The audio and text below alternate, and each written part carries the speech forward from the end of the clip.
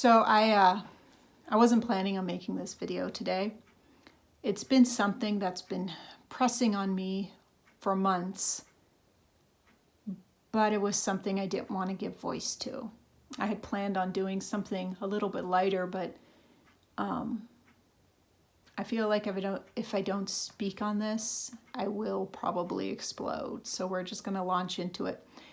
First thing, this is targeted toward Christians, my fellow believers. If you aren't a Christian, you are welcome to listen in. However, just know I am speaking to my brothers and sisters in Christ. Also, I'm going to be using the phrase church a lot. Church can mean two things. It can mean the institution of the church, structure, building, hierarchy, or it can mean the bride of Christ. A lot of times those are the same thing, but there are sometimes they can be very different. So let's do quick history. When the church first burst into the scene, it was in the Middle East area, and it just spread out from there all over the place. And one place it went that it was very successful was in Europe.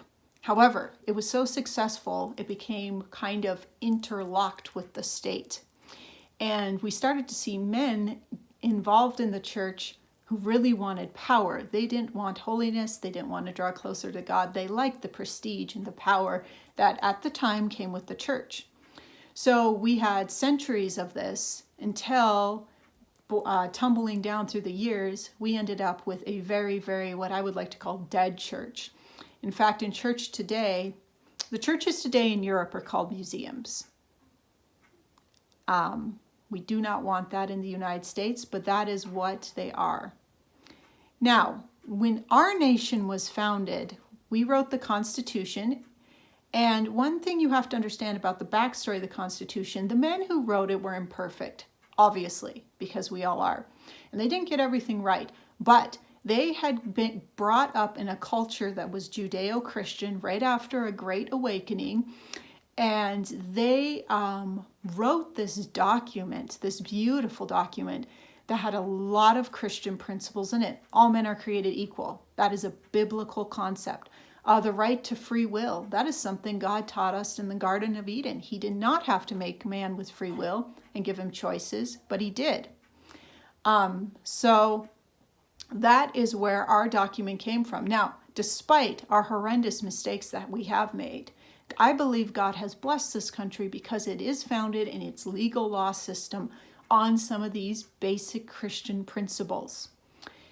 However, as you can see happen in history, a lot of times things start out well, and then as they go down the course of things, they can kind of tumble into chaos. So the church in the United States today, where are we at now?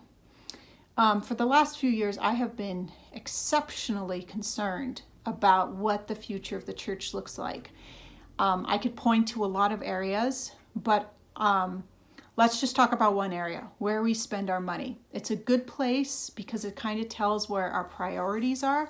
Now, just know I'm not advocating for some pious, ridiculous, I'm going to live in poverty even though I'm not called to do it just because I'm so holy. I'm not advocating for that toxicness, but I do want to talk about some numbers. Now, these are from a book I read, The Gospel of the Kingdom by Eng Hoe. And these stats are from 2012. So these are 8 years old, but given the current trends at the time this was written, things didn't look like they were improving. So I'm going to guess that some of these stats have not gotten much better. Now, these you have big numbers in them. And sometimes when we say, oh, 1 billion people just glaze over because it doesn't seem as personal when we're talking about 1 or 2 people. So I have some comparison numbers. Just bear with me. So 1.4 million children die each year from lack of access to safe drinking water and adequate sanitation.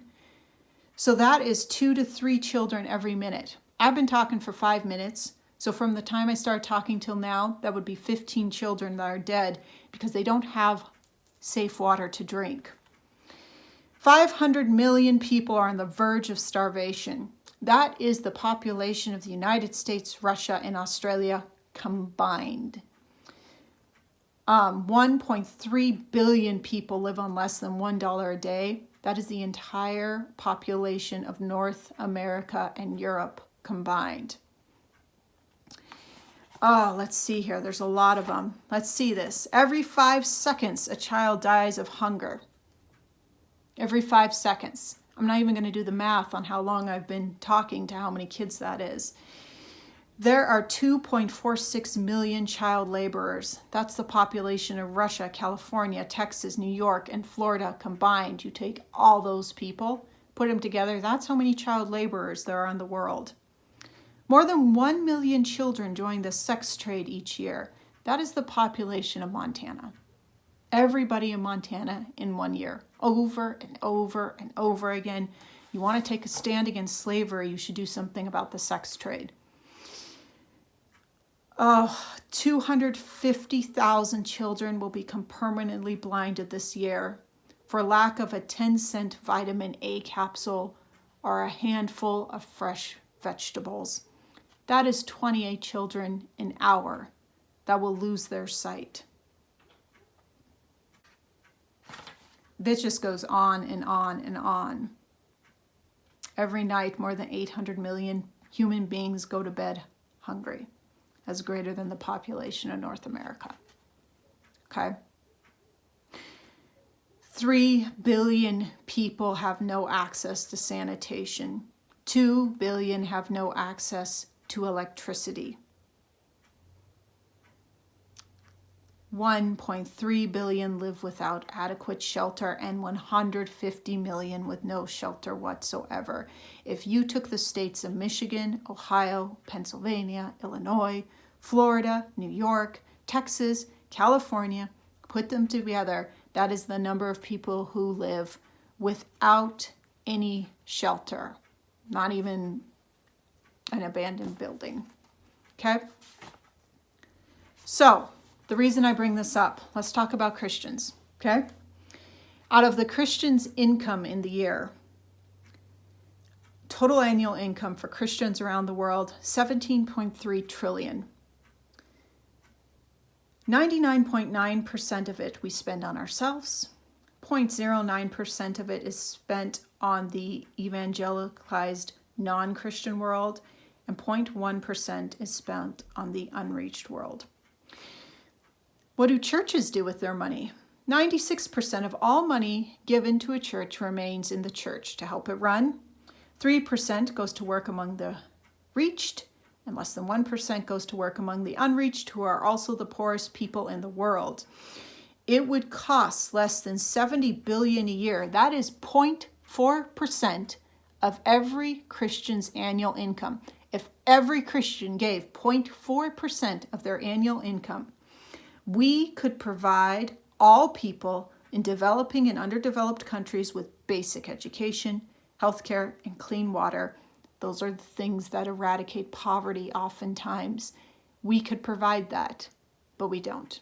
And I am not like just being negative about the church. I'm not trying to be like that. But I am saying where we spend our money talks. And that is just one area. I live in Helena, Montana. And I looked at a stat that said 60% of this town is not Christian. And we are in the middle of the Christian nation. So 60% is unreached. And then you think 40% of that is the Christian part. But then you got to think there are those fair weather club Christians, people who treat it like a country club. So maybe what, if half of them are that, then what, it's 20% Christian in a Judeo-Christian culture?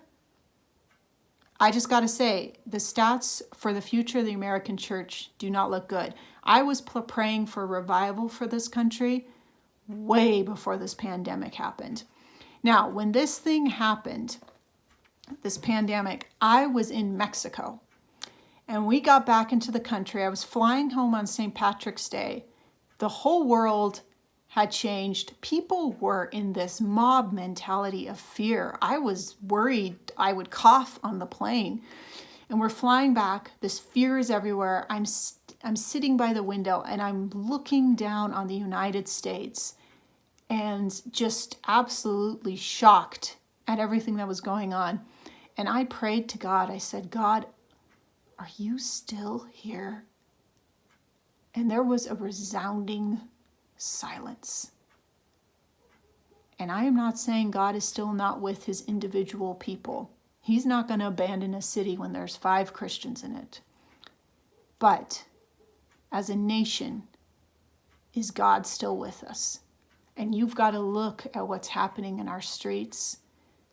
There's rioting and burning. There's anger. There's screaming. None of that is progress. None of that is of God. And where are we headed? You know, I was concerned when they closed the church buildings down. And as Christians, we love to say things like, well, the church isn't the building. It's all part of the greater plan. Really positive stuff like that. But the thing is the church in America is so ill that the building may be our last stronghold. It may be the last thing we have, because without the building, if the church is this sick, is it going to make it? Are we going to be the dead church? And like I said, there are strong believers in this country. And I see God working in my life. I see him working in their lives. But I've been reading Psalms, and I've seen how the actions of the state and the actions of the king affect the whole nation. And nobody can look at our government and say that is a godly government, because it's not. I don't care if the president stands out there with the Bible in front of a charred church. Okay? The rhetoric and the actions do not match up. We do not have a godly government.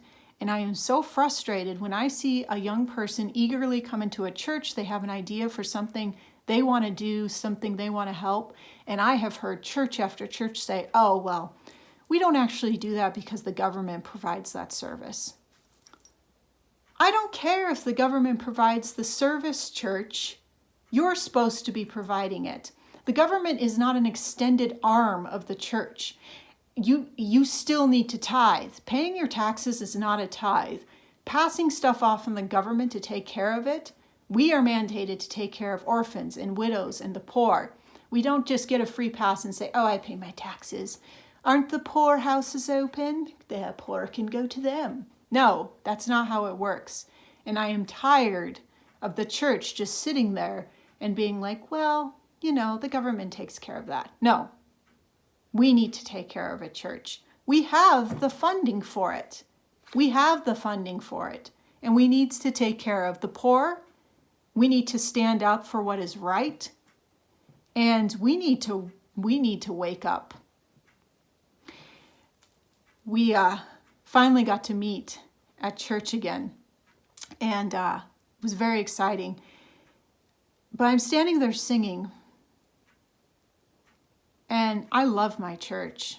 And at a certain point, I just sat down because it occurred to me that after this absolute hellish year, that a lot of what people want is just for everything with the church to go back to normal. Normal is a death march to museum status. And I am so concerned. I am worried that we go to church, we take our notes, we ponder the sermon for a few days, say, wow, that was really interesting. But God didn't call us to sit and ponder and think how interesting that is. He called us to be a little radical. And there is a whole hurting world out there. These kids running around destroying things, they need us. And these hurting people, they need us.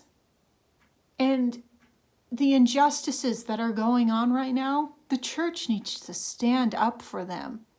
I know we've taken a stand on the abortion thing, but we need to take a stand on other things. Our prison population is huge. It should not be that big. What is happening to all these young men that are behind bars? We need to care about them. I hope that when I go up to heaven, God says, you visited me when I was in prison. because that's where his people are. His people are in the slums. They are in the prisons. They are in the drug houses. And that is where we are supposed to be. The church is not a country club. It is a dynamic workforce of ambassadors from God. And I just don't know how to say it any other way. But I don't know what the church in the United States is going to look like if it can't shake itself out of its slumber, get out of its comfort zone, and actually do something.